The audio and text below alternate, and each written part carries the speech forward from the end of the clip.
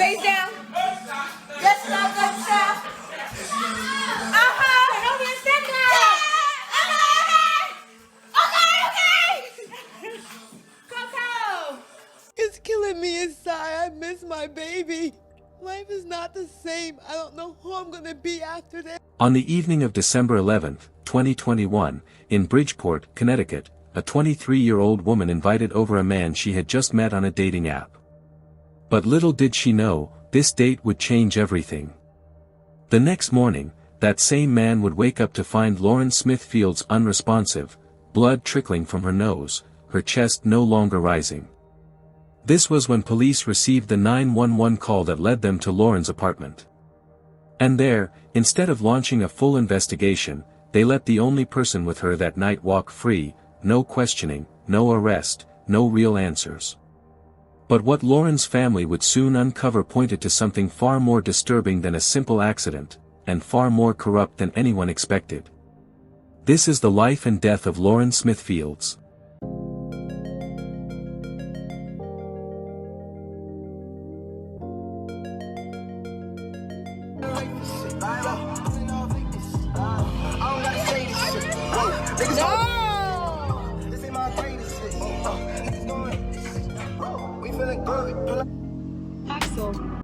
By the way, if this story gripped you, we've covered other chilling cases just like this one. Check out the links in the pinned comment below for more true crime stories we've already published. You won't want to miss them. Lauren Smithfields was born on January 23, 1998, in Bridgeport, Connecticut, to Chantel Fields and Everett Smith. From the very beginning, she brought joy and light to her family, a family that included her three brothers, Kyle Fields, Lakeem Jeter, and Tavar Gray.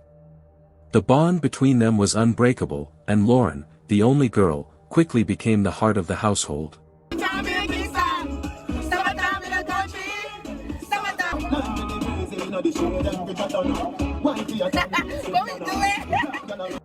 Growing up in a close-knit family helped Lauren flourish into someone full of ambition, kindness, and strength. Her early years were spent in Stamford, where she attended Stillmeadow Elementary and later Rippowham Middle School. Her teachers and classmates remembered her as bright, curious, and full of energy. She didn't just get good grades, she made an impact. As she progressed through high school at Stamford High, Lauren continued to shine.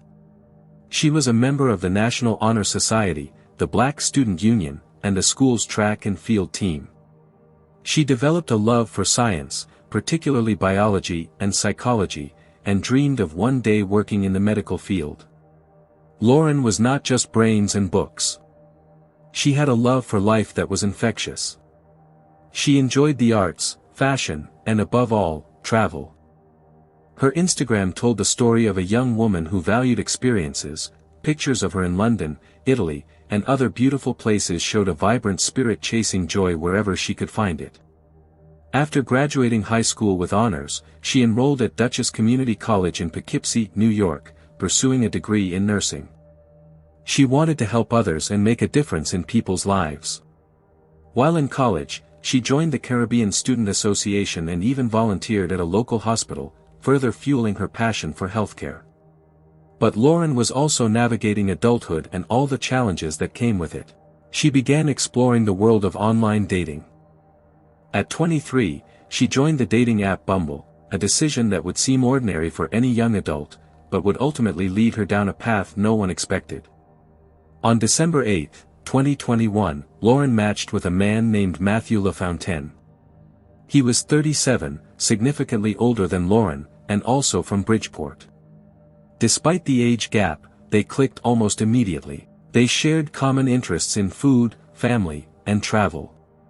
In fact, conversations about travel were what allegedly bonded them so quickly. Lauren saw promise in him. She even told her brother during a quick phone call that she had met a white guy on the app and was going out on a date with him soon. That date happened on December 11, 2021. Lauren invited Matthew to her apartment.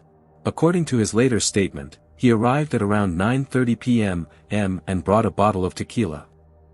They drank together, played some games, had dinner, and settled in to watch a movie. From the outside, It might have seemed like a normal evening between two people getting to know each other. But what happened next would leave the entire community reeling. According to Matthew, at some point during the night, Lauren excused herself to the bathroom, where he said he could hear her getting sick. She later stepped outside, saying she needed to grab something from her brother. She came back and went to the bathroom again for about 10 to 15 minutes. To him, her behavior seemed strange, but he claimed he didn't want to push boundaries. After all, they had only just met. As the night continued, Lauren reportedly fell asleep on the couch. Matthew claimed he carried her to bed and lay next to her. Around 3 a.m., he said he woke up to use the bathroom and noticed she was snoring. That sound, to him, was reassuring. But when he woke again at 6:30 a.m., the reassurance turned into horror. Lauren was no longer breathing, and there was blood coming from her nose. He called 911 in a panic and followed instructions to perform CPR. Emergency responders arrived, but sadly, they pronounced Lauren dead at the scene. Later, the state medical examiner ruled that Lauren had died from an accidental overdose of fentanyl, alcohol, and other prescription drugs. Bridgeport, Connecticut say Lauren Smithfields died from acute intoxication. A man that she met on a dating app says he spent the night in her apartment and woke up to find her unresponsive. The Connecticut Chief Medical Examiner's Office confirmed to Newsy that Smithfield's cause of death was acute intoxication due to the combined effects of fentanyl, promethazine, hydroxyzine, and alcohol. But that ruling only raised more questions than it answered. Matthew was never treated as a suspect. Despite being the last person to see Lauren alive and the inconsistencies in his account, including statements about what happened at night that raised red flags, police didn't detain him or even consider him for further questioning. But that was just the beginning of a series of troubling events. Lauren's family hadn't even been notified by authorities about her death. Days went by with no word from Lauren, so her mother went to check on her. When she arrived at the apartment, she saw a note taped to the door that read, "If you're looking for Lauren, call this number." When her mother called the number, she was told the unthinkable: her daughter had passed away. A detective promised to meet her soon, but hours passed with no sign of anyone. When she called again to follow up, she was told to stop calling and was hung up on. It was careless, it was no concern, there was no care for the family about how we felt, our grief, our pain, none of that. The whole day goes by, no police reach out to the family at all. They didn't even contact us, they didn't let us know anything. It's crazy. And I'm asking him what's going on. He said she met some guy on Bumble, and I'm asking him about the guy. He was like, "Oh, he sounds like a really nice guy. He sounds like a really good guy." And he was like, I'll call you back," and just hung up in my face. This was when the family began to realize that something was deeply wrong. Days after Lauren's death, the family was finally allowed into her apartment. What they found shocked them. Liquor cups were still on the counter. Plates were left flipped.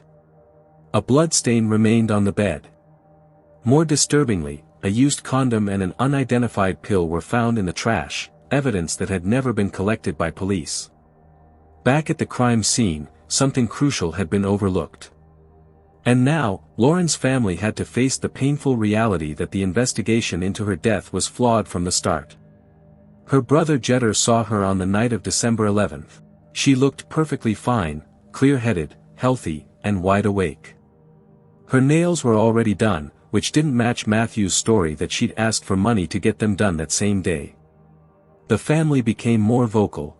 They took to social media, drawing attention to the fact that black women's deaths often receive far less attention than others.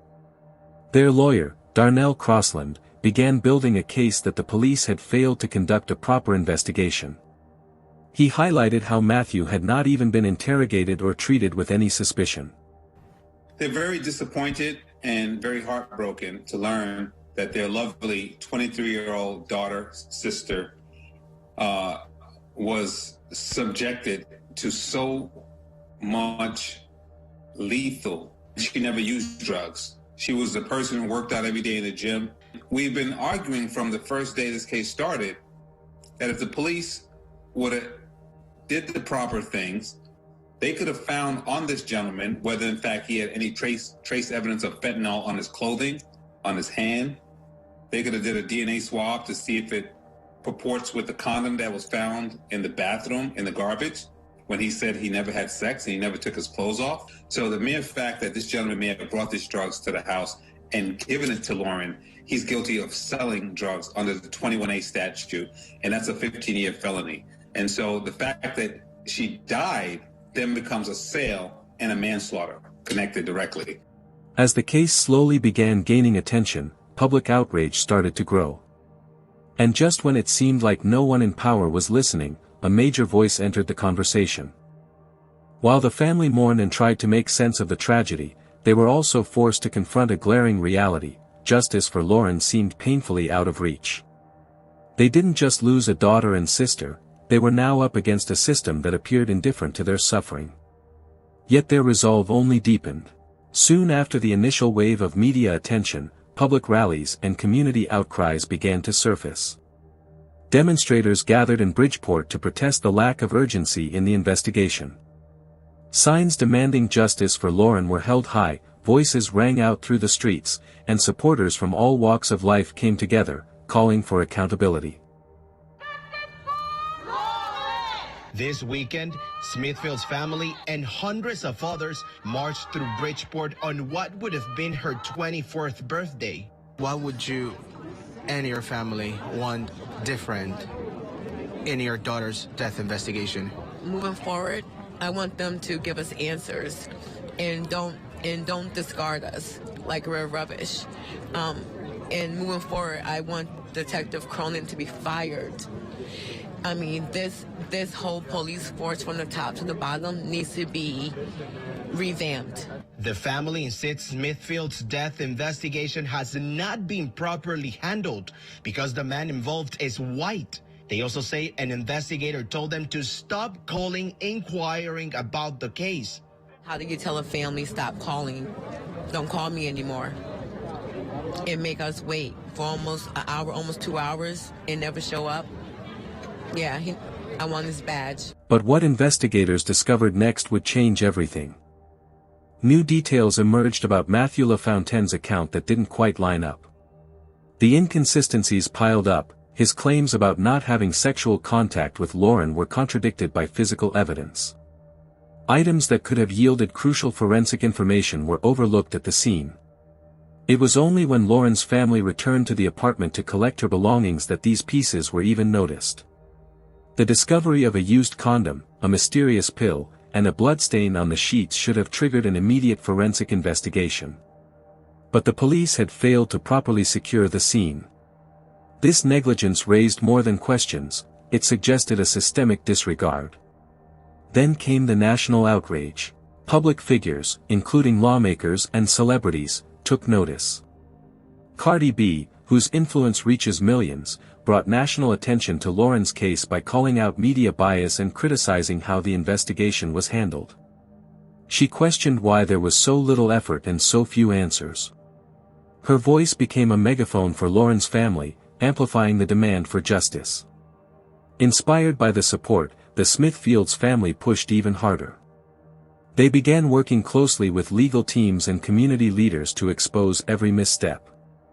Their fight wasn't just for Lauren anymore, it was for every black woman whose voice had been silenced or dismissed. As detectives pieced together the timeline, the public's demand for justice reached a fever pitch. It was only after this intense pressure that the city responded. Bridgeport's mayor, Joe Ganim, suspended detectives Kevin Cronin and Angel Llanos, citing their failure to follow proper protocol. Another officer involved in the investigation retired. The city launched an internal review, and state authorities began to look closer at what had gone wrong. Still, the family pressed on. Their determination birthed an initiative known as Lauren's Law. This proposed legislation would require police to notify a victim's next of kin within 24 hours of confirming their identity. It was a direct response to the pain Lauren's mother endured, learning of her daughter's death not from an official, but from a note taped to a door. The push for Lauren's Law gained traction. Lawmakers expressed interest in moving it forward. It's really important for us as a community to stand behind them and to let them know that we stand with them. Before I'm a state rep, I'm a dad, and no parent should have to endure the pain that Lauren Smith feels and Brenda Lee Rawls' families have experienced. Lauren's law passed unanimously, and I want to thank all the lawmakers who helped to make that happen. Community support surged. For the Smithfields family, it became a mission that gave meaning to their heartbreak.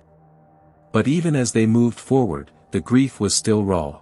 Without a doubt, we know that my daughter was not a drug user, and I had a second autopsy myself, paid out of pocket, because we felt so uncomfortable with the way it was handled. I asked him about the guy. He just made it seem like the guy was a nice guy. There was nothing to investigate. The only contact that we have had was from a very insensitive, condescending, and arrogant detective.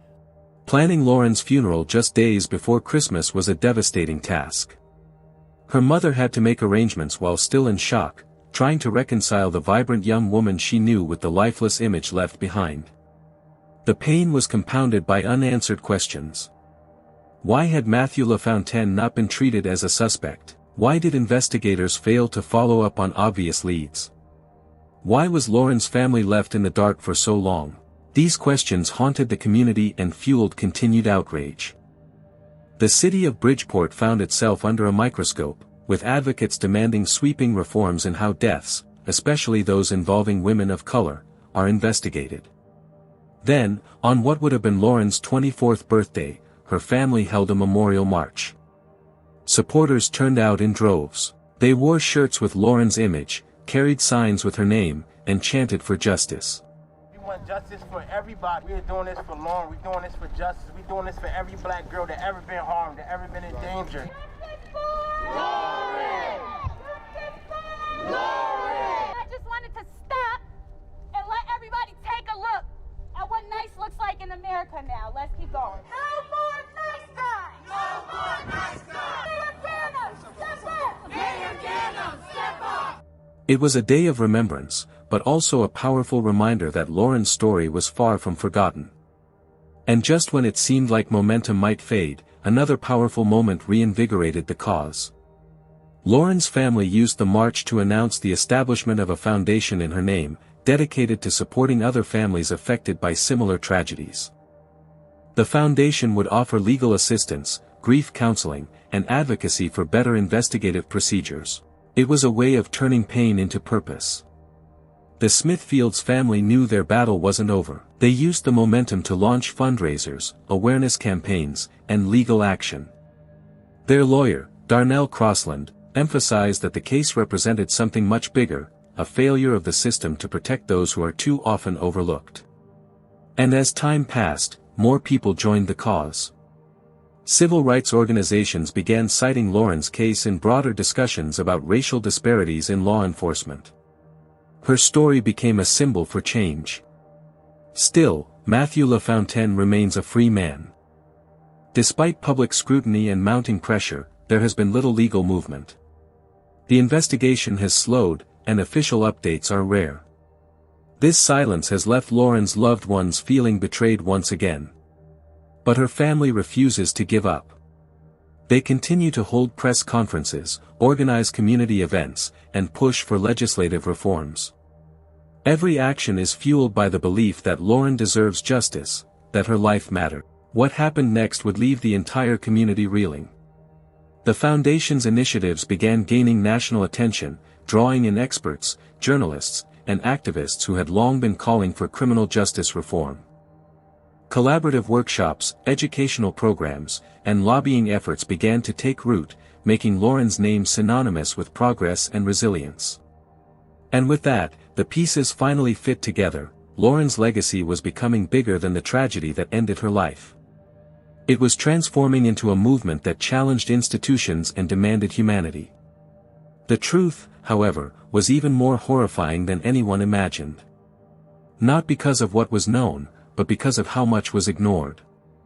Today, Lauren Smithfield's name is etched into the collective memory of a movement. Her story is told not just as a tragedy, but as a call to action. Her family's fight is ongoing, and their resilience is a testament to the enduring power of love, hope, and justice. What do you think happened to Lauren?